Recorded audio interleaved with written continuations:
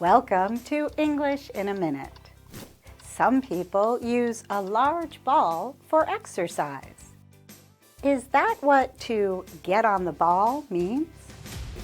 Hi, Anna. How has your day been? Great, very productive. I finished 3 reports and have only 1 more to do. Wow, you are on the ball. How did you do them so fast? Coffee, lots of coffee. Do you want some? I'll get it. I'd love more coffee. Thank you. Sure, but maybe not that much coffee.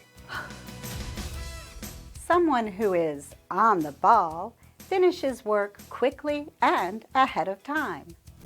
We can also say a person should get on the ball when they need to work faster or better. And that's English in a Minute.